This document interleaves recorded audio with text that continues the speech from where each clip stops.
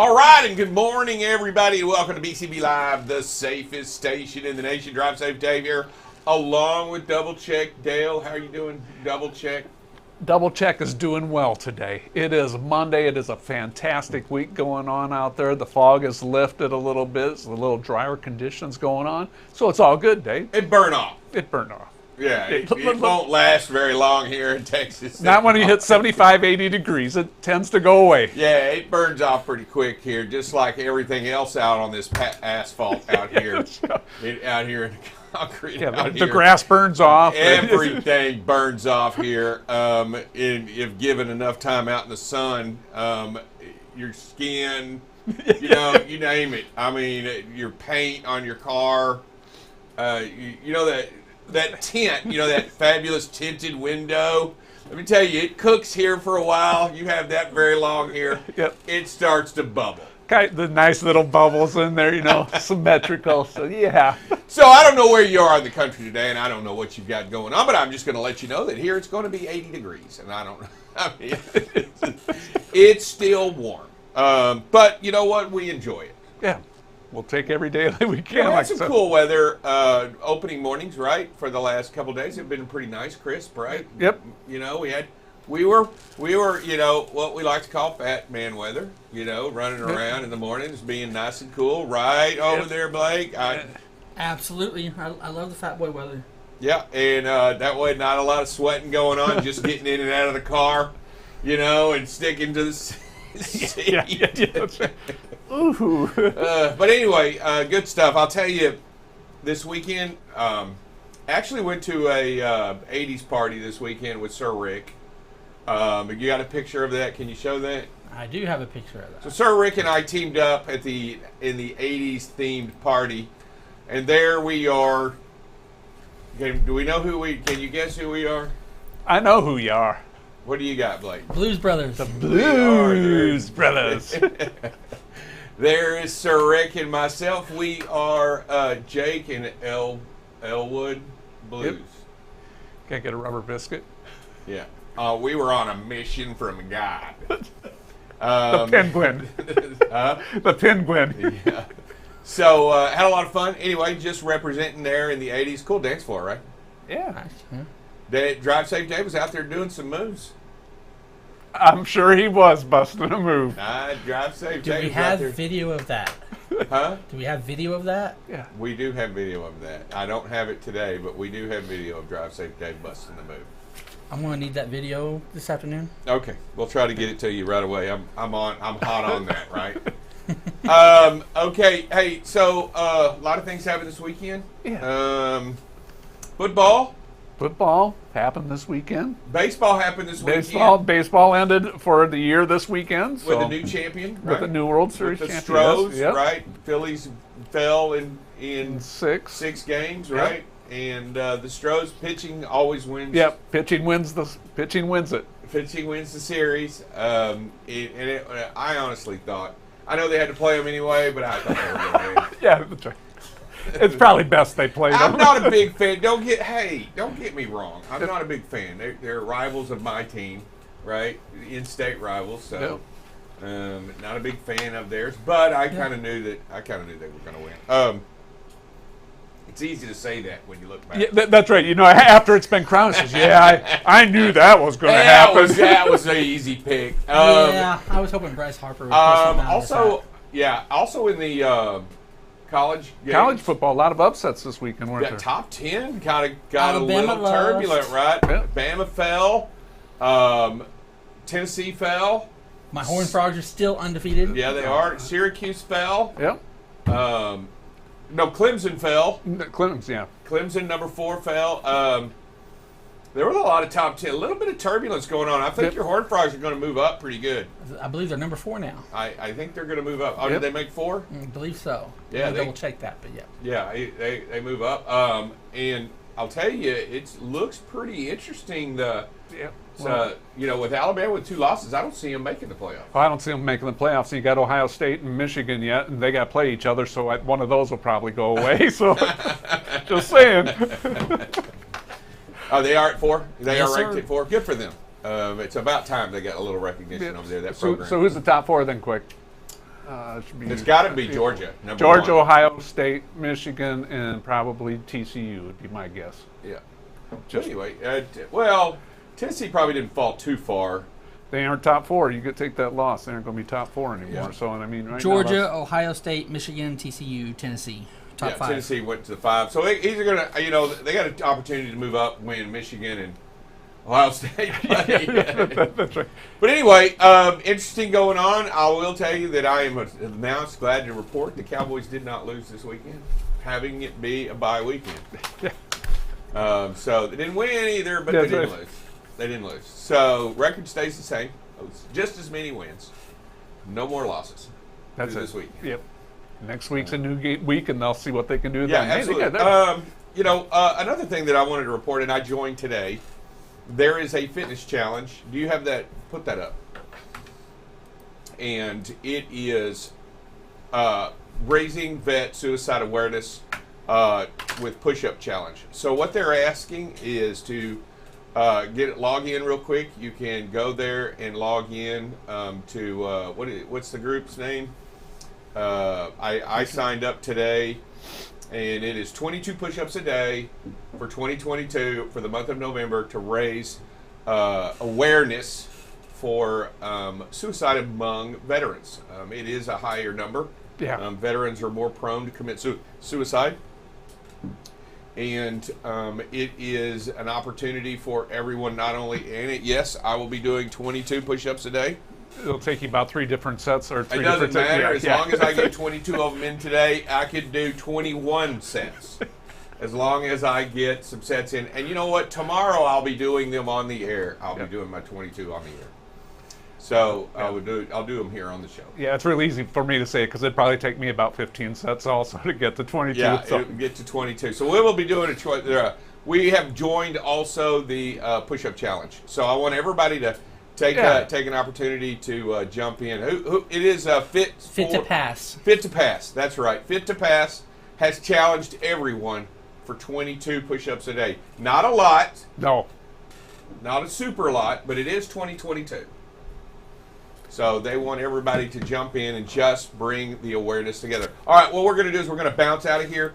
We're going to take a quick break. When we come back, we're going to bring back Brandon Wiseman over there at Track Safe. What? Children's Law. Yeah, and we're going to talk a little bit about tort reform. So when he comes back in just a few seconds.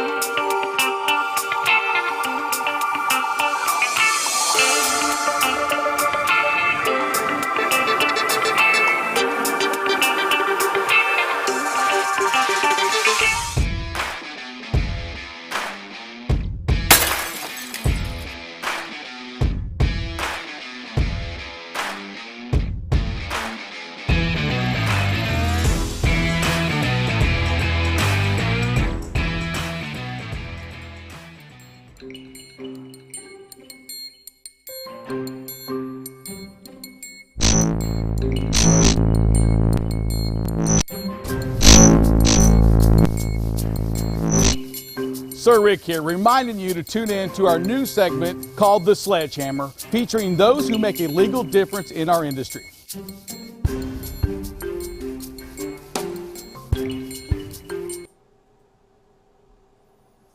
All right, and we are back here on BCB Live. What's going on, Brandon? How are you doing today?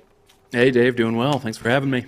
Hey, absolutely. What do you think of our new little intro there for you legal? I like it. Did you? I like it. Though I got to say, in Indiana, I don't know if you have this in Texas, but we have a plaintiff's attorney who goes by the Hammer. He's called the Hammer, and he's got billboards up all along the major interstates all across the country. So I want to disassociate myself with any kind of reference to a hammer. So let me just tell you, I drove a truck for a long time, Brandon, and where we got it from, number one, was my CB handle was sledgehammer. Okay. So just so let you know, putting the hammer down on getting the information out there about information. Yeah, we have one of those too here that uses the hammer here in Texas. So Yeah. yeah, I think every state has one. They do. They all have this state. All right, so let's talk a little bit. So Atri study from 2 years ago reveals that 8-figure jury verdicts against trucking companies are skyrocketing. Yep. 8-figure. Now, we're not talking 6-figure or 7. We're talking 8. 8 and 9. So we just had the first ever $1 billion jury verdict earlier this year in Florida. I saw that. I think we talked about this maybe last time I was on, but yeah, some of the numbers are just crazy. Obviously, these types of cases, they're known as nuclear verdict cases. They're definitely on the rise, as the Atri study tells us. And so I think the interesting thing is what is contributing to these types of nuclear verdicts. I think that's something that we could get into today. Yeah, I'll tell you, look, there's a couple of things. Number one, Brendan, I will tell you that if a trucking company is out there and doesn't need to be there and needs to go away, and is being gross and neglected, that we don't want them in the trucking industry. We don't want them here, and I understand how those punitive damages can pile up, especially if it's one thing right after the other. But here we are, Brandon. Let's be honest. A lot of these verdicts are just out of control on simple wrecks, on things that have very little to do, right? I mean, we're talking about just a bump in the road, and they turn into Nightmare on Elm Street, don't they? They do, and the issue with a lot of these cases is that, as you said, the awards, the monetary awards in those cases just don't line up with the damages sustained in the accident. I don't think there's anybody arguing for the fact that injured plaintiffs or the families of injured plaintiffs aren't entitled to something in these cases. They should be made whole the best we can through monetary damages. But I think the issue that we have, a lot of us in the industry, especially on this side of things, is those situations where we're talking less about the circumstances of the accident at hand and what the injured plaintiff or his or her family is entitled to. And then we start getting into things like the carrier safety history and things that don't really directly relate to the accident at hand. And that tends to be, at least what the Atri study talks about, it's that type of tactic that leads to these multi-million-dollar and billion-dollar jury verdicts. And that's where we start to run into issues, and that's what tort reform is aimed at. Yeah, here we are, and we would call that I almost an abuse, almost a litigation abuse, almost of not doing it right for the right reasons. There's no equity in these verdicts when you're awarding tens of millions of dollars for no injury but an accident. I mean, it doesn't even that doesn't even make sense. I mean, it doesn't even compute. No, it doesn't, and you're not the only one to call it lawsuit abuse. I mean, that's one of the driving forces behind a lot of this tort reform, and it really, unfortunately, benefits the plaintiffs' attorneys more than anybody else. They tend to be lining their pockets with these multi-million-dollar verdicts, and it's all kind of centered around this reptile theory of litigation, where we paint the motor carriers involved in the accident as bad actors, and we try and inflame the jury and get them mad at the motor carriers so that they will take some sort of action to punish the motor carrier for things that may not even have anything to do with the accident at hand. I mean, that's the problem with these cases, is that our judicial system in the United States is really kind of focused in on a controversy between two or more parties. And the controversy in these highway accident cases is the accident at hand. The carrier's reputation, its safety-related reputation, should not be on trial. That's not what we're trying to address in the litigation. It's the circumstances of the accident. And so when the jury starts to hear things about the carrier's high CSA scores and their out-of-service rates and hours of service problems in the past, things that have nothing to do with the accident at hand, the only thing it does is it serves to inflame the jury and get them mad at the motor carrier and want to punish them by imposing these multi-million-dollar verdicts. Yeah, and Brandon, it's what really fascinates me or tries to, what I don't understand. I don't know if it fascinates or sickens me, but in all honesty, we all ultimately pay for these large litigate these large claims. I mean, I don't know how to explain it any better than if these huge cases continue to happen and go unabated, we ultimately are going to suffer with higher prices in delivery, because nobody can afford the insurance if there is no way to protect anyone out there running the roads. Yeah, well, it's pretty clear what the results are from these types of cases. I think ATRI has done other studies that have shown the significant rise in insurance over the past several years, due in large part to these verdicts that we're seeing. And so those rates, as you say, Dave, eventually get passed on to the consumer. And then obviously the trucking companies involved. When we're talking about $1 billion verdict, obviously the plaintiff in that case is never going to collect $1 billion. There's not $1 billion to be collected. So essentially what happens is those trucking companies get put out of business, and that's how we go. So ultimately, to your point, Dave, it eventually makes its way back to the consumers. Yeah, I mean, we all ultimately pay. And look, nobody here, in all these discussions that we've had, no one wants anyone not to be taken care of involved in an accident. I mean, that's not where we're talking about equity. We're talking about making sure that if something's done, that we make them whole again. But here we are. So here in Texas, Texas has joined the ranks, I would say, on a common sense measure to ensure that the plaintiffs can't keep doing this with House Bill 19. And I think that's something that Texas has done here in my state. We passed it. Now, it hasn't come to, we passed it, but because of all the other cases, it really hasn't come about yet, even though it's on the books. Yeah, that's my understanding as well. House Bill 19 was a bill that was passed, I think, early last year, 2021. It essentially it's a form of tort reform. Essentially what it does in Texas, as I understand it, is it kind of bifurcates a highway accident trial into two phases. Normally, a jury gets to hear whatever evidence the plaintiff wants to put on during their case in chief, and then it proceeds to the jury to make a decision. But with House Bill 19, the idea is that going forward, we're going to separate the trial out into two phases. The first phase is going to be aimed exclusively at determining whether the motor carrier and its driver are at fault or not. And in that first phase, the jury doesn't get to hear anything about the motor carrier's reputation, its CSA scores, the other types of safety-related things that aren't directly relevant to the case at hand. And then only if the motor carrier and the driver is determined by the jury to be liable in that first phase of the trial, would the plaintiff then be entitled in the second phase to then talk about the motor carrier's safety history and that type of stuff. So you can kind of see what it's aimed at doing there is it's aimed at getting away from or moving that inflammatory evidence into a second phase so that it doesn't spoil the first phase where we're just talking about straight liability. Yeah, for a long time we couldn't even show photos of an accident. You can't even show that it's just a scratch. All they can say was, well, they ran into the car and created damage, and there's pain, and you don't even get to show that. Well, it doesn't even. You can barely see the tiny scratch on the car. We're not even been able. But now they're starting to demonstrate and utilize that. That there are many rural areas still won't allow those photos to be shown. Yeah, and I think that's another thing that House Bill 19 does. Again, as far as I understand it, is it kind of lifts that veil and lets trucking companies show some of the damage. Because what we're having is situations where the photos, if we were to show them, show barely a scratch on the truck, even though the resulting damages are significant to the other party.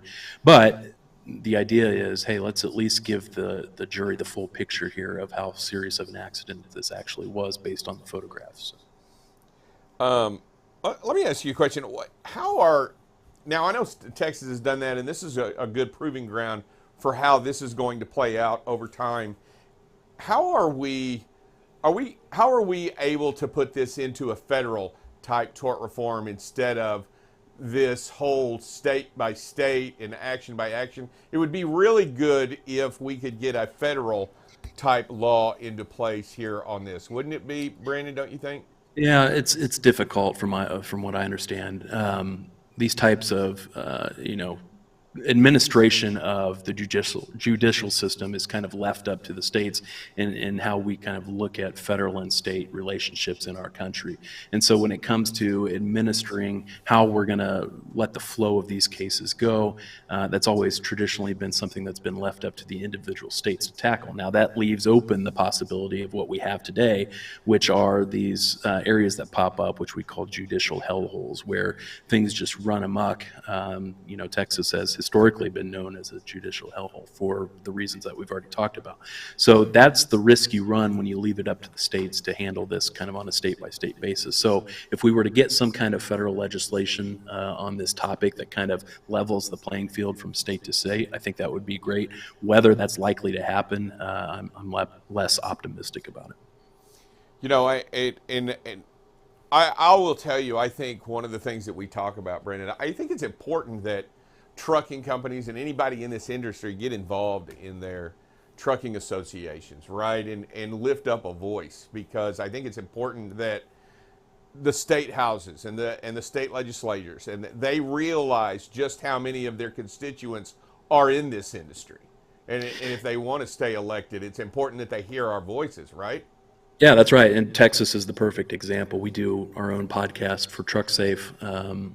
And we had John Esparza, who heads up the Texas Trucking Association, on last year. And he was on talking about HB 19 and what the association was doing to get that passed at the time. So they were very active in that regard, and they got it across the finish line. And I know that there are other states whose trucking associations are working towards something similar. So being involved in those associations, you can clearly see Texas as the example, very beneficial to the industry as a whole, and clearly effective. I'll tell you, here we are. How are these laws affecting our the way DOT looks? I mean, these cases.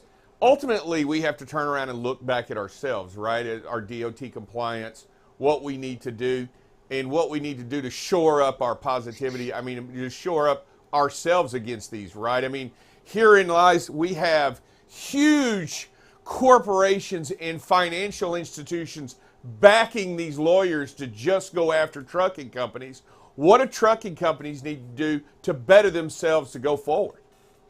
Yeah, that is the other thing. It's become so lucrative to prevail in these cases that a lot of the plaintiffs' attorneys who prosecute these cases are being backed by big corporations to pursue this type of litigation, which is just crazy. So aside from tort reform, though, to your question, Dave, is what do we as motor carriers need to be doing to guard ourselves against these types of verdicts? There's several things that we can do. I think the biggest piece of advice I can offer, and this is something that we help a lot of our motor carrier clients with, is to be proactive in your analysis and of your review of your safety programs. I don't think enough motor carriers take the time to really dig into their data, to their safety-related data, and figure out where their gaps are from a compliance standpoint. If we look at that ATRI study, they had a list in that study of the top issues involved in those cases that end up being multi-million-dollar verdicts, and it's the common suspects. It's hours of service violations, it's log falsifications, it's drivers driving without the proper CDL, those types of things. Those are all things, if I'm a motor carrier, that you can catch before you get involved in one of these significant accidents just by watching your data that comes in. You have your access to your safety measurement system, which is the DOT's way of tracking all your roadside violations. So I always recommend that at least monthly that you go into that system, check out what violations did I incur this past month, and start to chip away at those things. The ones that are causing the most problems for you, start to deal with them ahead of time so that you're not trying to put out fires after the fact. Yeah, and to your point, it might be even good to have a third party come in and look, right? I mean, because it's hard to look, you do it all day, you're in and out all day, you look at your same stuff all day. It probably wouldn't hurt, right, Brandon, to have someone else that with an expert to come in, or a consultant of some type, right, to be an outside, be a little bit more objective and do, what is it, a mock maybe a mock audit or something like that? Yeah, we do a lot of those both through our consulting company and our law firm. The benefit of doing it through the law firm is that, when we come in and we're simulating a DOT audit, but the benefit of doing it through the law firm is that we're not just looking at it how the DOT would look at it. We're also looking at it through the eyes of a potential highway accident litigation, and we can really nail down where are you susceptible to heightened damages in that litigation, where are you susceptible to DOT enforcement, whether it be civil penalties or a downgraded safety rating. So doing those through the law firm, the other benefit is that when we put together our report noting all of your deficiencies and where you could improve and how you could improve, that report is not going to be discoverable because it's going to be protected by the attorney-client privilege in that context. So we do a lot of those, and I think they are beneficial to our clients in kind of, again, being proactive at identifying the gaps and then working to close them. Brandon, I like the idea also very much so of what you said of having a law firm do it, because then it isn't discoverable, right? Nobody can subpoena that information because it's attorney. I think that's fascinating way to look at it and a great way to take it to the next level. Hey, so what are some of the things that you find that are shocking to the carrier that you seem to find on a more regular basis that the carrier goes, well, I had no idea, or I wasn't sure of it that much? I mean, obviously you see some of the many things repetitive, but where is it that as a carrier I just didn't look? Well, not necessarily that I just didn't look, but the thing that always surprises the carriers that we come in to look at is kind of when you look at how the DOT does their audits, there's a whole methodology that they follow when they do those audits, and there's a whole scoring system that determines what your safety rating is going to be out of that audit. And what a lot of carriers don't realize is that there are essentially 6 factors that the DOT is looking at when they come in. It's going to be driver issues, it's going to be general compliance, it's going to be hours of service, vehicle maintenance, accidents, and then drug and alcohol testing. But what carriers fail to realize is that the hours of service factor is the only factor out of all 6 of those where any violations discovered in that factor are double weighted. So the impact of that is that a carrier under that methodology cannot get out of a DOT audit if a critical or acute level violation is discovered in the hours of service factor with anything better than a conditional safety rating. So what we find a lot of times, every carrier's got some level of hours of service problems. There's no carrier out there that has no hours of service violations, at least that I've looked at. What you have to do in the hours of service factor, though, is you have to stay on top of that, because the minute you start to get a pattern of non-compliance in the hours of service factor, if the DOT comes in and finds that same pattern, it's going to be an automatic conditional safety rating, if not an unsatisfactory safety rating. So I would say hours of service, for that reason, is the biggest issue that we discover in the audits that we conduct. Wow. It's very interesting. Brandon, I know you do a podcast. Why don't you tell us a little bit about Truck Safe? I don't want to leave that out. I mean, that's why you do so well when you come on here and you join us and you talk. But tell us a little bit about Truck Safe and what it is and what it means to you. Yeah, so I started Truck Safe a couple of years ago, and the whole idea was to build out better educational materials for the folks that are charged with running a regulated trucking company. One thing that was always lacking whenever motor carrier clients would come to me, they would ask me for a resource for training for their safety managers on what it takes to be compliant with the hours of service rules. What kind of records do we have to have on vehicle maintenance, drug and alcohol testing? I just never had a great place to turn them. I mean, we certainly, there's no shortage of great educational materials out there for drivers, but there just wasn't anything like that I felt I could turn them to help with the management of their compliance programs. And so I spent the first 6 months or so starting Truck Safe, just building out my own kind of curriculum for safety managers specifically. And so that's one of the main things we do through Truck Safe is we offer online courses to safety managers going through the nitty-gritty of the DOT safety regulations and what it takes to stay compliant with those, to not only stay out of the crosshairs of the DOT, but also out of the crosshairs of the plaintiff's bar in highway pre-accident litigation. So that's a big thing. Education, we put a ton of content out there. Aside from our courses, we're constantly posting content on YouTube and LinkedIn. And we also do, as you mentioned, Dave, our podcast. We do a monthly show called Truck Safe Live, where we bring on guests like John Esparza to talk about the hot button issues impacting motor carriers. So we've got a lot of stakes in the fire, so to speak, and yeah, really enjoy doing it. Wow, that's awesome, and I look forward to seeing your next episode of Truck Safe. And if anybody wants to get or listen to Truck Safe, they can listen to that on LinkedIn or where they gather their podcasts. Is that right? Yep, that's right. Any of the social media channels, or wherever you get your podcast, or if you want to check it out, go to trucksafelive.com. Also, you are also a partner in Childress Law. Is that correct, there in Indiana? And if anybody needs to contact you about doing any of that other stuff, litigation, or anything that they need some help with from an attorney, they can definitely contact you, right? Yeah, hit me up on LinkedIn, or you can find my contact information at trucksafe.com. We have a related company called Childress Law, where we practice law in this niche area. All we do is DOT compliance, legal work. So get in touch. Thanks a lot, Brandon. Hey, man, before you get out of here, I always ask our guests to state their name, who they're with, and that you're watching BCB Live, the safest station in the nation. Can you do that for me? Sure. Hey, this is Brandon Wiseman, Truck Safe and Childress Law. You're watching BCB Live, the safest station in the nation. Thanks, Brandon. You sound pretty professional doing it. Almost better Thanks, than I Dave. do. Have a great day. All right, see ya. That is Brandon over there. Sounded smooth on it. He's got kind of that radio smooth voice, doesn't he, Blake? Absolutely. Yeah. Mm-hmm. Yeah. He got a little bit of a jealousy going over here, Brandon. Kind of getting a little mad at you for sounding too good. But I'll tell you what, we'll be back in just a second. When we come back, we're going to talk to Double Check Dale about some safety and maybe watch a video or two. Be right back. You're watching BCB Live, the safest station in the nation. BCB Live covers freight. Here we are now at 21% of record freight being rejected. News down in Texas. We're going to talk a little bit about this. We had another $1.5 million seizure. If ever there's a time to do a pre or post trip, it's if you're doing something wrong. Weather, traffic. Hey, good morning, everybody. Welcome to some traffic and weather with Buckle Up Bob. You can kind of see where the visibility can be compromised a little bit. Again, right where that rain is. And most importantly, safety. One of the things that we must do is make sure that safety is the number one thing that we focus on. Going into an intersection, yellow is not the way. That's to clear an intersection, not to enter an intersection. Tune in weekdays from 7 a.m. to 8 a.m. Central Standard Time. You can watch BCB Live through LinkedIn, YouTube, or Facebook. So what are you waiting for? Subscribe today and follow BCB Live.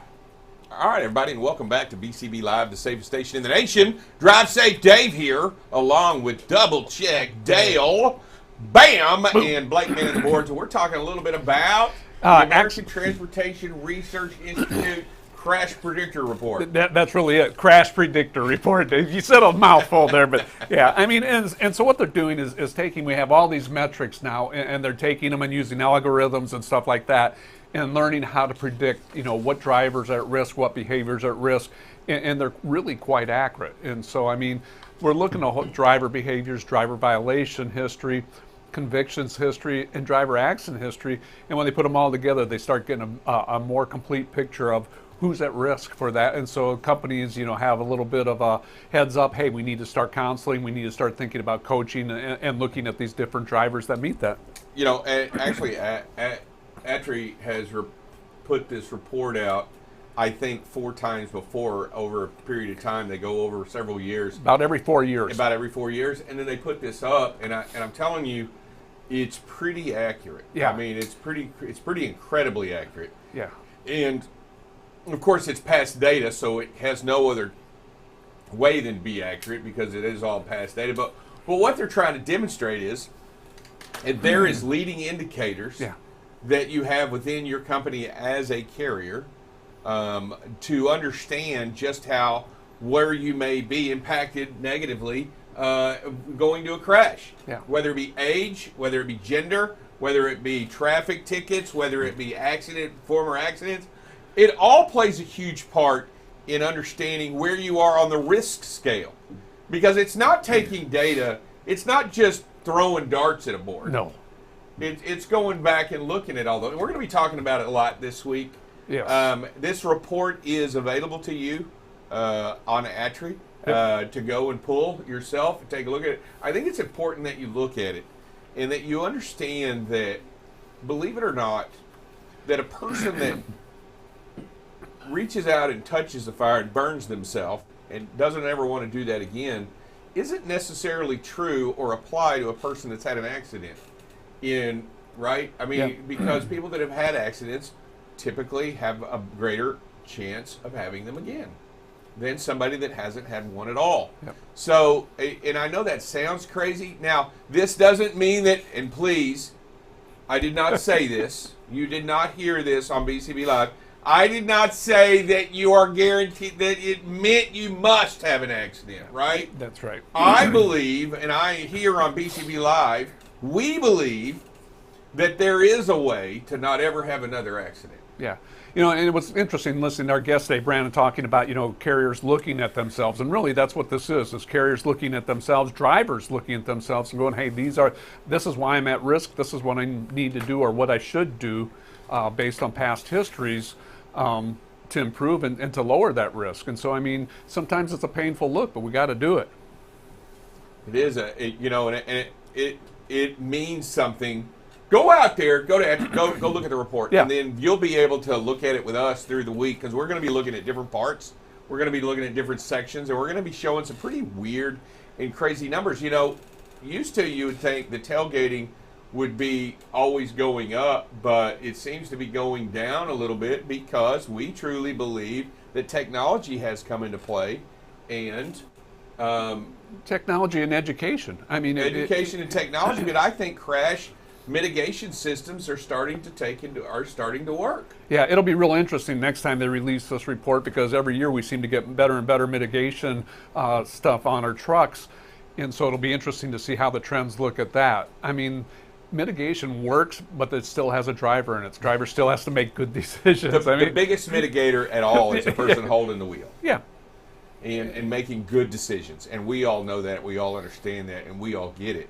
But we just want, this report is very interesting. It is something that you should look at if you're in this industry and understand a little bit more. All right, let's look at a video or two. And we talk about that technology, and here we're looking at the technology. We're in a construction zone. We got a Jersey barrier off to the left side of us, and we got not much going on the right side. Thing. We're just too close. Just got to back out of there. We're not making anybody go faster. We're not getting there any quicker by following so close. And so just really have to understand the situation we're in, back out of it, put ourselves in the safest situation. So if something goes wrong with the truck ahead of us, vehicle ahead of us. It's common sense here. There's no reason to be close to the vehicle in front of you in this. Nobody's going to pass you. Nobody's going around you. You got a Jersey wall on both sides. Why would you want to be in a dangerous situation here with no way out? There's no way. The only way out is the space between you and the vehicle in front of you. Why would you not want to increase that to a good, proper, safe distance? By looking at it here, you have no idea how long this will go on. So don't pretend, well, it may be just for a little while. You have no idea. You can't see around the truck in front of you. You have no idea exactly how long this construction might occur. All right, next video. And again, this one, there's 3-4 lanes of traffic, so we're probably in a metropolitan area or someplace where we know there's going to be a lot of traffic. Always important to keep your space, but when there's tons of traffic around you, even more important. You got to keep that, own the space between you and the vehicle in front of you. Stay out of their bubble, create your own. Next video.